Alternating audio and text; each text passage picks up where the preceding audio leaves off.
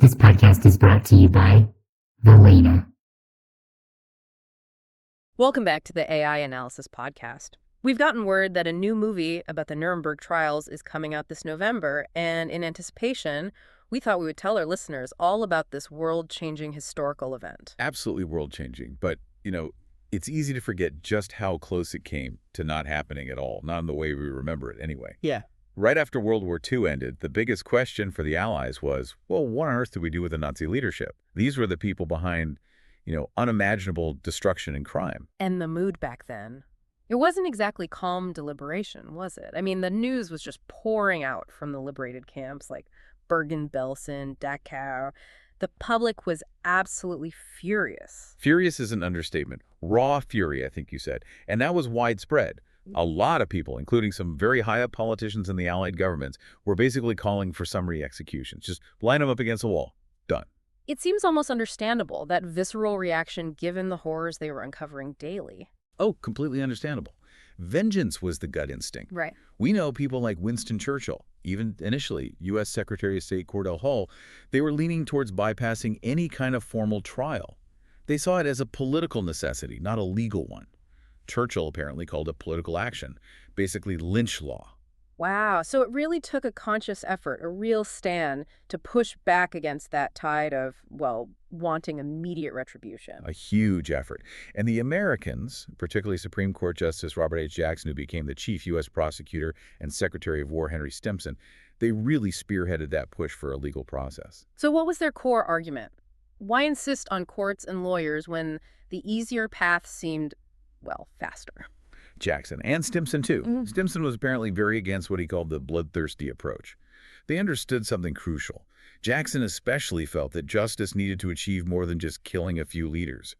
He wasn't arguing for them to get off lightly. He was arguing for legitimacy. Legitimacy? How so? He feared, quite deeply I think, that if you just executed these men without a proper, fair trial, you'd essentially be proving the Nazis right. In a way. They could claim it was just victor's justice, the winners taking revenge. There'd be no lasting moral or legal authority. Ah, I see. He had that famous line, didn't he? Something about courts organized just to convict. Exactly.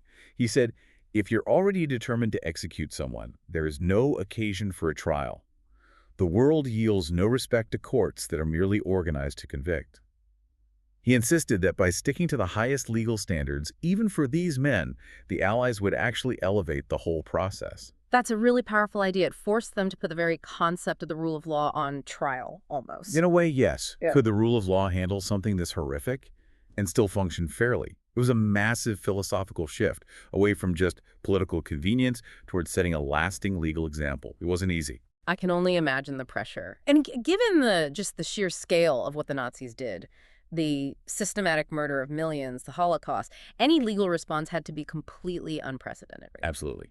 Unprecedented crimes demanded an unprecedented legal response. You weren't just trying individuals for murder. You were trying to hold an entire state apparatus accountable. Political leaders, military figures, industrialists, propagandists, everyone who played a part.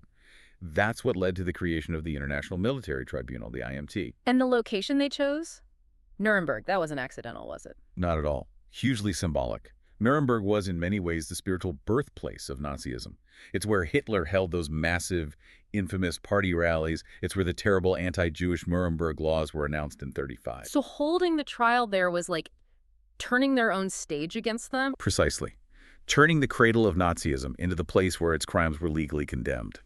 And on a practical level, the Palace of Justice there was relatively undamaged, large enough, and critically, it had an attached prison.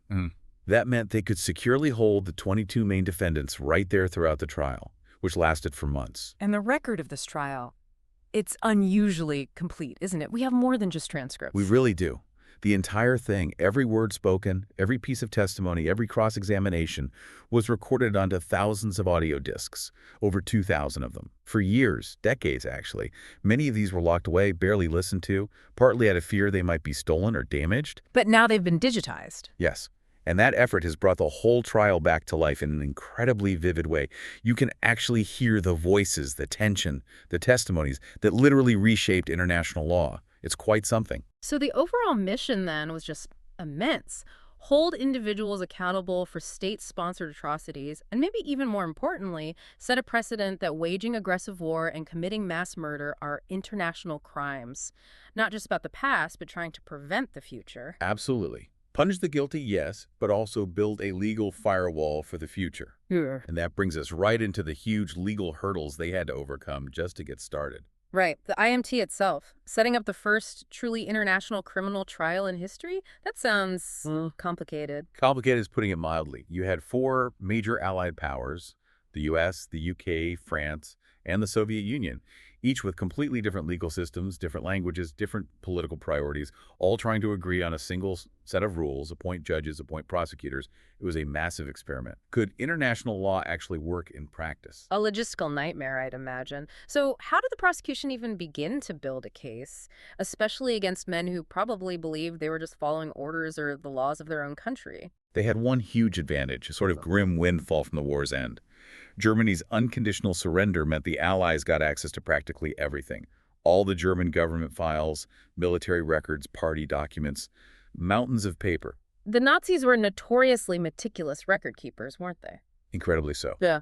And that became their undoing. The prosecution team called this trove of documents their magic evidence. They went through something like 110,000 captured German documents and ended up submitting over 4,600 of them into evidence at the trial. So they leaned heavily on paper trails rather than, say, eyewitness accounts from survivors. That was a very deliberate strategy. Survivor testimony was, of course, morally vital and was presented, but the core of the prosecution case rested on the Nazis' own documents. Why? Because documents signed by the defendants themselves were seen as irrefutable. Harder to dismiss as biased or mistaken? Exactly. Survivor accounts, however powerful, could potentially be attacked by the defense as unreliable, emotional, or driven by revenge. But as one prosecutor famously put it, the memory of man might fail. Records, if they are not destroyed, stand. Confronting someone like Göring or Keitel with their own signature on an order, that's hard to argue with. Okay, so this mountain of documents needed a legal framework, a set of charges broad enough to cover everything from starting the war to running the death camps. Right. They settled on four main charges, designed almost like a legal net to catch all the different aspects of Nazi criminality. Which were? Okay. Charge 1, crimes against peace, essentially. Mm-hmm. Planning and waging aggressive war. Charge 2, war crimes violations of the traditional laws of war, like murdering POWs or deporting civilians. Charge 3, crimes against humanity. This was newer, covering things like murder, extermination, enslavement, persecution on political, racial, or religious grounds, committed against any civilian population, including Germany's own. And the fourth charge, you mentioned it was pivotal. Yes. Charge 4, a common plan or conspiracy to commit the other three crimes. This conspiracy charge was probably the most legally innovative and also the most controversial element of the trial. Why controversial? And why so important? It was controversial because conspiracy laws differed greatly between the legal systems, especially between the Anglo-American tradition and the continental European or Soviet systems. But it was absolutely crucial because it allowed the prosecution to connect the dots. It let them argue that all these different crimes weren't isolated incidents, but part of a single overarching criminal enterprise planned and executed by the defendants. So it wasn't just about the person who pulled the trigger. Exactly. The conspiracy charge was a tool they used to hold accountable those who enabled the crimes without directly committing them.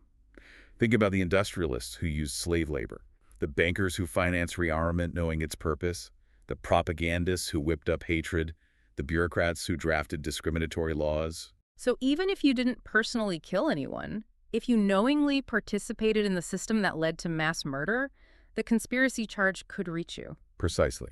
It established that providing the ideological framework, the financial backing, or the logistical support was part of the crime. It also allowed them to indict entire organizations as criminal things: the SS, the Gestapo, the Nazi Party leadership. A finding against the organization could then be used in later trials against individual members. It had huge reach. That's fascinating.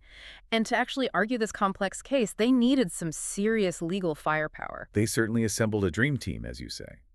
For the U.S., leading the charge was Robert Jackson, pulled straight from the Supreme Court, a brilliant legal mind and absolutely committed. He was the one who basically insisted that prosecuting aggressive war had to be central. He even threatened that the U.S. might pull out if the IMT charter didn't make initiating aggressive war a primary crime. He saw that as the key to preventing future conflicts. He was really focused on the future implications then. Very much so. And the British team had Sir David Maxwell Fyfe, another major figure. He'd experienced the Blitz in London firsthand, apparently hated the Nazis intensely because of it. He was meticulous, particularly skilled at handling that massive volume of documents and weaving them into a coherent case. And the Soviets.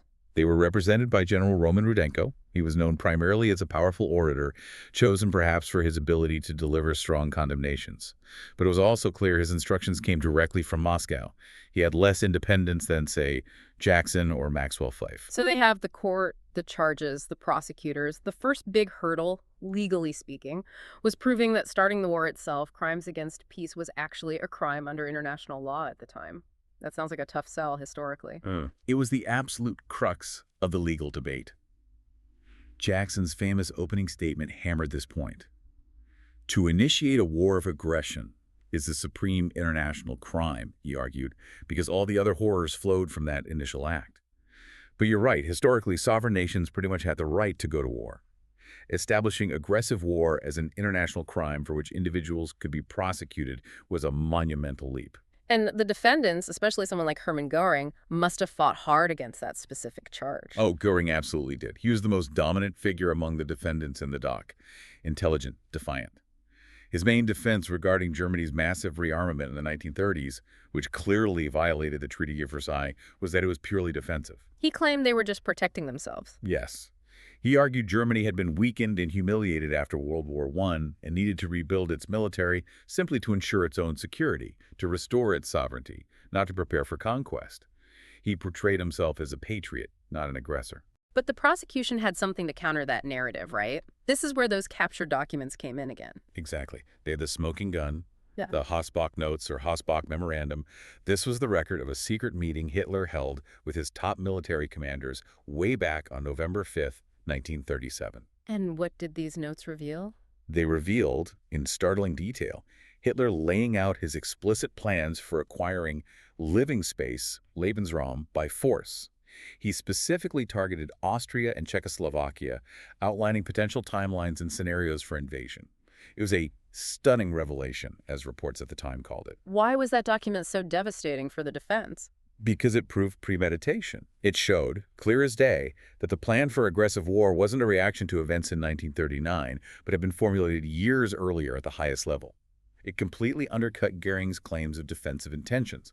The Hossbach Notes allowed the prosecution and ultimately the judges to pinpoint the start of the criminal conspiracy to wage aggressive war to that 1937 meeting. So it blew the defensive war argument out of the water. Pretty much.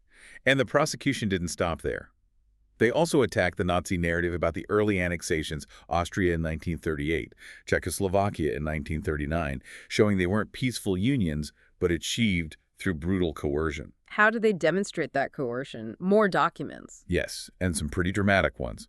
For Austria's Anschluss, they introduced transcripts of top-secret phone calls. You could literally hear Göring on the line, bullying and threatening the Austrian Chancellor Kurt Schuschnigg, demanding he resign and allow a Nazi takeover, explicitly mentioning the threat of force.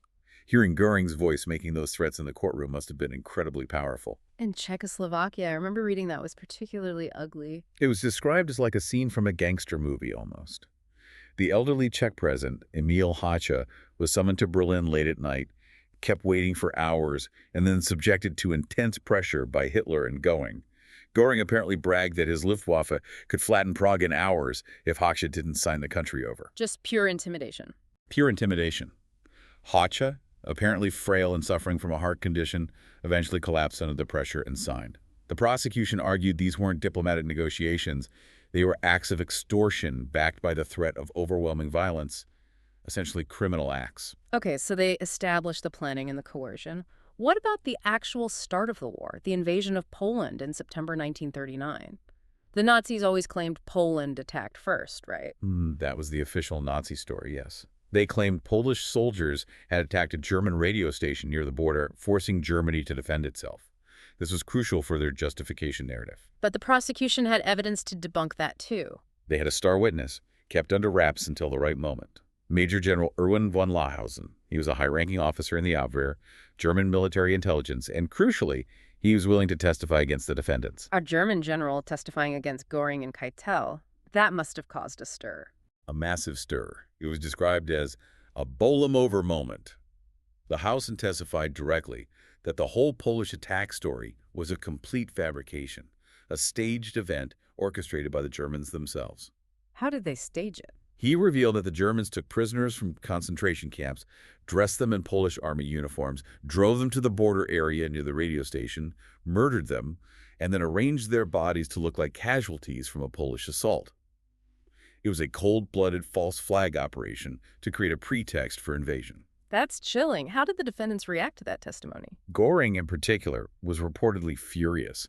He was seen shouting across the courtroom, calling Lahausen a traitor, a pig, and yelling that he should have been gassed. Wow. That reaction kind of confirms the truth of it, doesn't it? It certainly didn't help his case. Lahausen's testimony, corroborated by other evidence, completely destroyed the last shred of the Nazi claim that they were forced into war. The judges now had clear proof of premeditated aggression launched under utterly false pretenses. Okay, let's take a short break here. We'll be right back after this message from our sponsors. Forsan Records is proud to introduce the newest album from Velena, including the singles Cut Me to the Quick,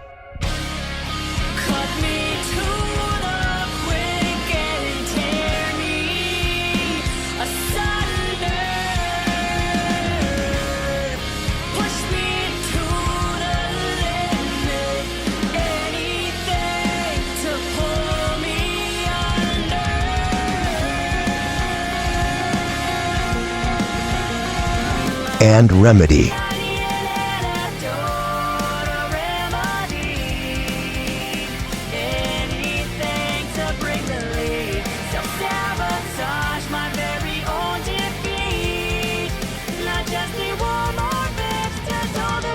Velena, Save Me From Myself, available now wherever you get your music. Welcome back. Before the break, we were talking about how the prosecution at Nuremberg dismantled the Nazi claims about starting the war defensively. Now, let's get into the horrifying core of the Nazi regime, the war crimes and, crucially, the crimes against humanity. Right. Once they had established the aggression, the focus shifted to the atrocities committed during the war and against civilian populations. And a key part of this was explaining how ordinary Germans, or at least many of them, were persuaded to go along with or participate in these terrible acts. It wasn't just about orders then, it was about ideology. Very much so. The prosecution argued that Nazism didn't initially present itself as purely evil. It had a utopian appeal for many Germans. I'm going to build a new Germany, a strong, proud nation. The trial needed to show the process, the indoctrination that made people see things like persecution and eventually mass murder as acceptable, even as a virtue of some kind, as one analyst put it. And propaganda was central to that process. Absolutely central. This is where the case against defendants like Julius Streicher came in. Streicher wasn't a high-ranking military or political leader in the traditional sense, but he was the publisher of Der Stürmer. That incredibly virulent anti-Semitic newspaper. Exactly. Viciously racist doesn't even begin to cover it. Der Stürmer relentlessly portrayed Jews as subhuman parasites, leeches, rats, disease carriers, poisoning German society. The prosecution argued that this constant drumbeat of dehumanizing propaganda week after week, year after year, created the psychological environment where the Holocaust became thinkable than possible. It normalized hatred. It normalized hatred and stripped the victims of their humanity in the eyes of many Germans, making it easier to commit or condone violence against them. Streicher's conviction was crucial for establishing the link between incitement and genocide. To really bring home the reality of these crimes, beyond the documents and the propaganda analysis, the prosecution did something quite dramatic in court, didn't they? They showed a film. Yes, that was a landmark moment in the trial. They deliberately paused their presentation of evidence to screen a documentary film called Nazi Concentration and Prison Camps. This wasn't abstract legal argument. This was raw visual evidence. What did the film show? It was compiled from footage taken by Allied soldiers as they liberated camps like Buchenwald and Dachau just months earlier. It showed the unimaginable. Piles of emaciated corpses, skeletal survivors, evidence of medical experiments, the gas chambers. It was the first time many people, including potentially some of the defendants, saw the unvarnished horror of the camps on such a scale. What was the reaction in the courtroom to the film? Reports say the effect was profound and immediate. Utter silence, apparently. Judges, lawyers, even hardened journalists were visibly shaken. Maxwell Fyfe, the British prosecutor, later said the film turned him from a detached lawyer into someone desperate to secure convictions. And the defendants, how did they react? Their reactions varied. Some, like Göring, reportedly looked defiant or bored. Others, like Walther Funk or Hjalmar Schacht, seemed genuinely shocked or distressed. Some claimed they had no idea things were that bad, which became a common refrain, the denial of knowledge. But seeing it directly like that made denial much harder. Was there one particular image from the film that really stuck? There was. The film included footage of items allegedly found at Buchenwald, including a lampshade supposedly made from tattooed human skin, ordered by Ilse Koch, the wife of the camp commandant. While there's been historical debate about the verification of all such objects, the image of that lampshade shown in court became an incredibly powerful, visceral symbol of the regime's utter depravity. It crystallized the horror. Beyond the camps in the West, the prosecution also had to address the sheer scale of killing on the Eastern Front, the war against the Soviet Union. Yes, the war in the East was fought with unimaginable brutality. Over 26 million Soviet citizens died. The prosecution needed to show this wasn't just normal wartime violence, but a deliberate policy of annihilation. How did they prove that? One key piece of evidence was the Barbarossa Decree, issued just before the invasion of the Soviet Union in 1941. And crucially, it was signed and distributed by Wilhelm Keitel, the chief of the Armed Forces High Command, one of the main defendants. What did the decree say? It explicitly stated that the war against the Soviet Union was to be a war of annihilation, Vernichtungskrieg. It gave German soldiers license to bypass traditional rules of warfare, essentially authorizing the summary execution of communist officials, partisans, Jews, and other civilians deemed hostile.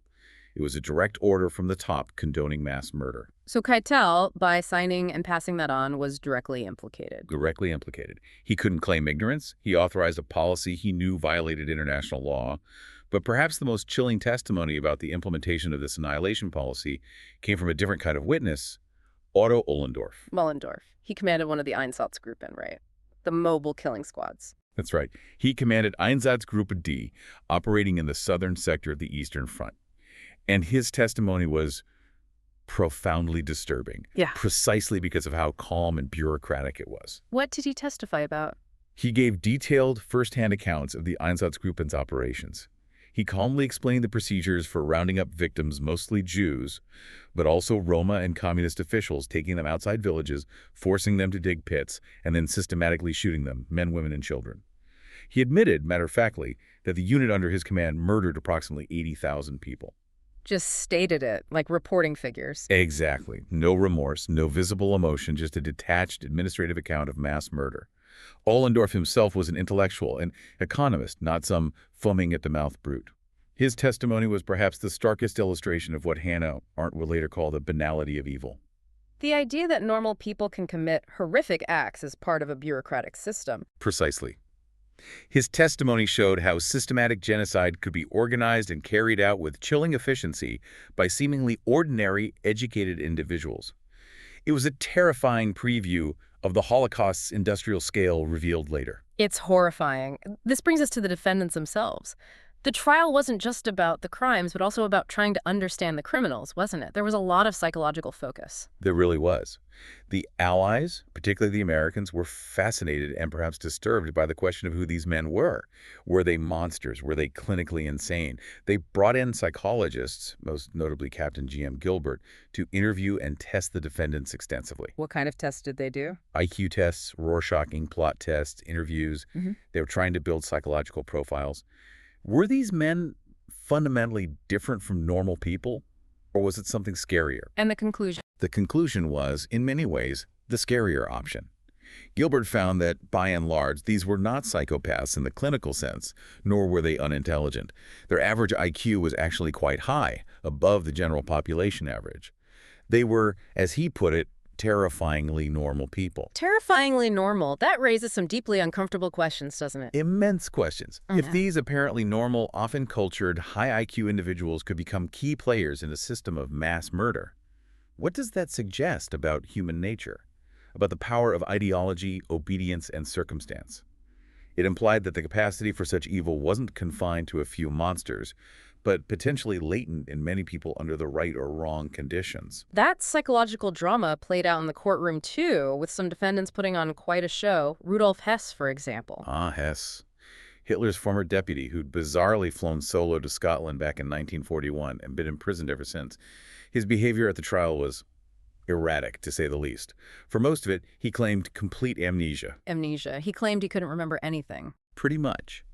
He'd sit there looking vacant, sometimes reading a book, seemingly detached from the proceedings. This raised serious legal questions. Could a man who claimed amnesia be mentally competent to stand trial? There was an intense debate about it. But then he pulled a switch, didn't he? He did, quite spectacularly. Towards the end of the trial, Hess suddenly stood up and asked to speak. He then announced to the stunned courtroom, basically, "Oh, that amnesia thing. I was faking it. I remember everything perfectly. It was just a tactic." He admitted faking it. He did. The tribunal then had little choice but to declare him competent to be sentenced. But the whole episode left lingering doubts. Was the initial amnesia real? Was the recovery real? Was he playing games? Was he genuinely mentally unstable? It remained ambiguous. A very different performance came from Albert Speer, Hitler's architect and later Minister of Armaments. He seemed to go for repentance, almost. Speer played a very clever game. He was intelligent, educated, cultured, not your stereotypical Nazi thug. Even Maxwell Fyfe, the prosecutor, admitted being sort of impressed by his demeanor initially, wondering how someone so seemingly refined could be involved. Speer was the only defendant who offered something resembling an apology, accepting a general, collective responsibility for the regime's crimes. But was it genuine remorse or strategic positioning? That's the million-dollar question with Speer. His confession was carefully calibrated. He admitted, for instance, that slave labor was essential to keep war production going under his ministry. He acknowledged being part of the system, but he often framed his regret in terms of loyalty to Hitler blinding him, leading to Germany's destruction, rather than focusing directly on the human cost. He regretted the failure more than the crime. That's how some interpret it, yes. Oh. And he also threw in that sensational story near the end. The assassination plot against Hitler. Exactly. Speer testified that late in the war, when he realized it was lost, he planned to kill Hitler by introducing poison gas into the ventilation system of the Speer bunker in Berlin. He claimed the plan only failed because of unexpected structural changes to the bunker's ventilation. True or not, it certainly painted him as someone who eventually turned against the Fuhrer, distinguishing him from the diehards. It absolutely did. Whether it was entirely factual or embellished for the court, it helped craft his image as the good Nazi, the technocrat, who saw the error of his ways, albeit very late. It likely helped him avoid the death sentence. Then there was Karl Dönitz, the Grand Admiral who succeeded Hitler for a few days at the very end. He faced charges related to U-boat warfare. Yes, specifically the charge that he ordered U-boat commanders not to rescue survivors from sunken Allied ships, and in some cases, even to machine gun them in the water, citing his infamous "be harsh" order. How did he defend against that? He denied giving any explicit order to kill survivors. Neat. But his main defense was what's known as tu quoque Latin for you two, meaning his lawyers argued that the Allies, specifically the U.S. Navy in the Pacific War against Japan, had also engaged in unrestricted submarine warfare, sinking merchant ships without warning and often not rescuing survivors. They presented evidence to support this, including testimony from U.S. Admiral Nimitz. That must have put the Allied judges in a difficult position, condemning the enemy for actions similar to their own forces. It was hugely controversial. The tribunal generally didn't allow evidence about Allied actions, wanting to keep the focus squarely on Nazi crimes. But in this specific instance, regarding submarine warfare practices, they acknowledged the defense's point. They accepted that Allied practices weren't dissimilar enough to convict Dönitz solely on that charge related to unrestricted warfare, though he was convicted on other charges. It highlights the victor's justice criticism, doesn't it? It certainly does. It's one of the moments where the inherent difficulty of the victors judging the vanquished becomes very clear. And while Speer played repentant and Dönitz argued legal parallels, Hermann Göring seemed determined to go down fighting, politically at least. Göring absolutely dominated the defendant's bench. He saw the trial as his final stage. He was intelligent, articulate, and knew German politics and military matters inside out, far better than prosecutor Jackson did. And he used that knowledge against Jackson. Oh, famously so. During his cross-examination, Göring ran rings around Jackson on details of German rearmament and pre-war politics, often correcting him, sometimes mocking his lack of specific knowledge. There are reports of laughter from the gallery. Jackson was apparently deeply frustrated, admitting later he felt Göring was the complete master in those exchanges. So Göring wasn't trying to win acquittal, but to win a political argument. Exactly. He knew he was likely facing execution. His goal seemed to be to rally the other defendants, present a defiant, unrepentant front, and leave a legacy for future German nationalists.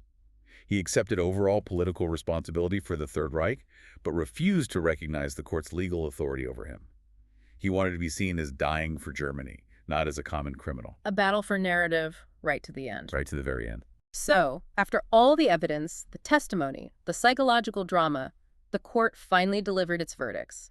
Let's talk about those judgments and the ultimate legacy. The judges deliberated for nearly a month. It was a huge task, weighing evidence against 22 individuals on 4 complex charges. Their final judgments largely upheld the prosecution's case. Crucially, they agreed that the conspiracy to wage aggressive war, crime against peace, began with that Hossbach meeting back in 1937. And the sentences themselves. What was the breakdown? 12 of the defendants were sentenced to death by hanging. This included the most prominent figures like Göring, Keitel, von Ribbentrop, the foreign minister, Streicher, the propagandist, Alfred Jodl, Wilhelm Frick, Arthur Seyss-Inquart, among others. And the prison sentences? 7 defendants received prison terms. Rudolf Hess got life imprisonment. Albert Speer and Baldur von Schirach, the Hitler youth leader, got 20 years. Karl Donitz got 10 years. Others received sentences ranging from 10 years to life. But not everyone was convicted. There were acquittals, which must have been surprising. Yes. 3 defendants were acquitted entirely. Hjalmar Schacht, the former economics minister, Franz von Papen, a politician who helped Hitler rise to power, and Hans Fritzsche, a radio propagandist. Why were they acquitted? Did that cause controversy? Oh, huge controversy, especially the acquittals of Papen and Schacht. The Soviet judge strongly dissented. The reasoning was essentially insufficient evidence directly linking them to the specific crimes charged, particularly the conspiracy to wage aggressive war after a certain point. Schacht, for example, had fallen out with the regime before the war fully escalated. These acquittals, however unpopular with some, did lend credence to Jackson's goal, demonstrating it wasn't just a show trial predetermined to convict everyone. The court did weigh the evidence individually. Even with the death sentences handed down, Göring managed one final act of defiance, didn't he? He did. It was a major embarrassment for the Allied authorities guarding him. Just hours before he was scheduled to be hanged, a method he considered deeply dishonorable, for a military leader, Göring committed suicide in his cell by biting down on a cyanide capsule. How did he get it? That's been debated for decades.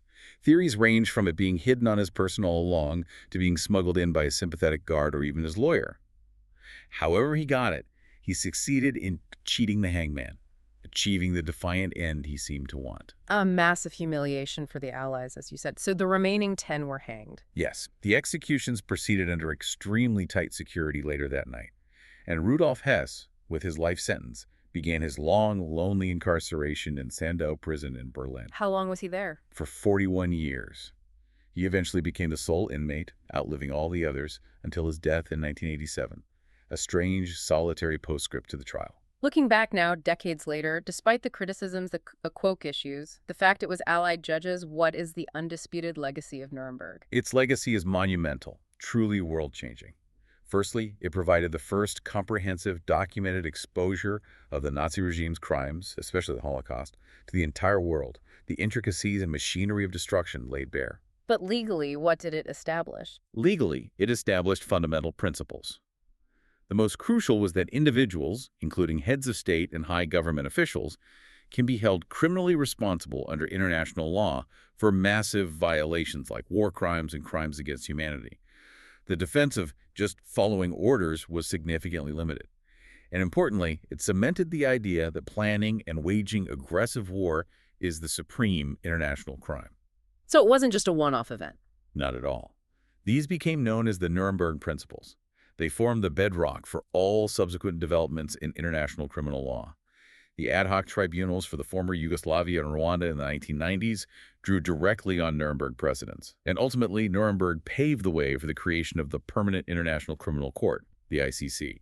It was, without exaggeration, the true beginning of modern international criminal law. So even with its flaws, it fundamentally shifted how we think about accountability on a global scale. Absolutely.